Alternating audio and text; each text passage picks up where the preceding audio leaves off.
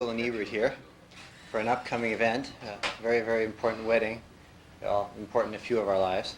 And we are very interested in knowing how they rate this wedding. In fact, if they find any literary value of this at all. First we'll go to Siskel. How are you doing, Siskel? Am I Siskel? Okay, this is... No, you're Ebert. No, I'm Ebert. You're Siskel. Okay, I'm the chubby one. Well, actually, I sat through with the audience on the actual first run-through of the wedding. The audience reaction, I don't know, what would you say? Well, I found the audience reaction very positive, actually. They seemed to enjoy the highlights of the whole thing, which was when they gave each other that incredibly, I thought it was, frankly, a gross kiss. But the audience seemed to enjoy it. There was whooping. No, the kiss was well done, though. The kiss was well tempered, and well, that's because that's the sort of level you're on. Flow of the whole plot.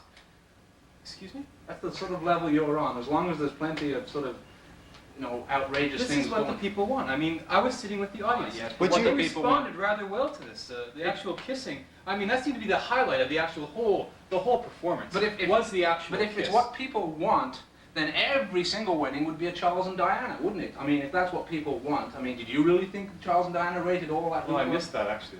You missed that one?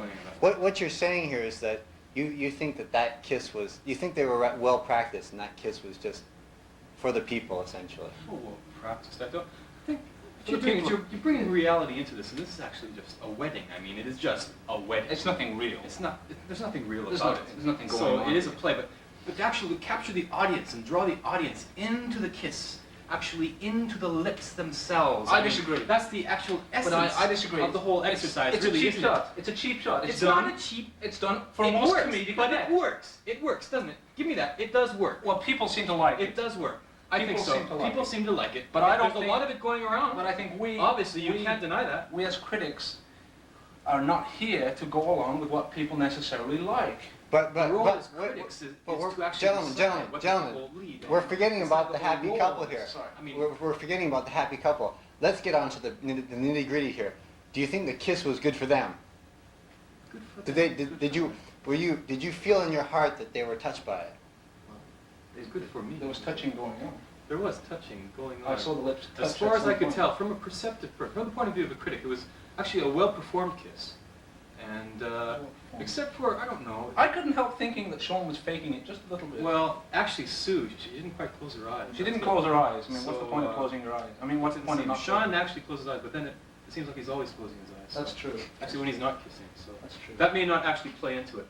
Was it real for them? Was it real? Was it real? Do you think that it was good for them?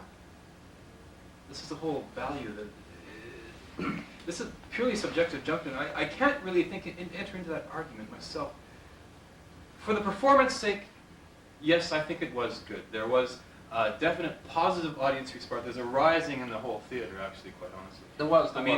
There was a definite response to it. There was an outflowing. Response was there. The actual juxtaposition of the personalities was there. I mean, there felt a type of oneness. Yes, I think. there were relatives crying all over the place. Siamese twins attached to the lips. Yes, it was wonderful. It was. I see.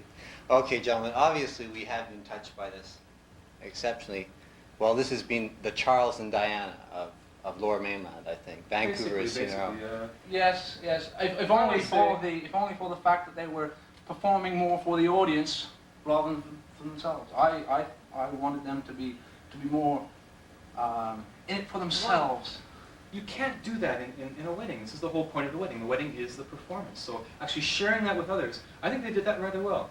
And personally, my own vote is very positive on this for the whole thing. You seem to have reservations on this, and I don't quite understand them at all. So let's give this wedding a grade here. Let's give it a thumbs up or a thumbs down. Thumbs up for me. I'm pretty sure it was a good one. It's a thumbs up with reservations. It's a thumbs up with reservations.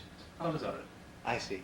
Gentlemen, we have been graced with the Charles and Diana of the Lower Mainland, the Vancouver wedding, Sue and Shawn. Now, they've obviously impressed us. We have some doubts still. They've impressed us, though. Gentlemen, they've impressed us. Now, can we give them any advice for the future? Advice for the future. Advice for the future. Sequels don't go very well. Don't get married again. Yes, sequels. No sequels. Don't get married again. I think the continuation, perhaps a building on the actual plot. Yeah, building on the plot. Perhaps children. Add a few characters. But we don't want to see... Two characters really dull, very dull. We don't want to see the sequel. We don't want 15 years from now to see Shawn and Sue take Manhattan. We don't want to see that. It's not another It's Friday been done the before 13th, and it part doesn't work. 9, you know. It doesn't work. No. So only get married once. Only get married.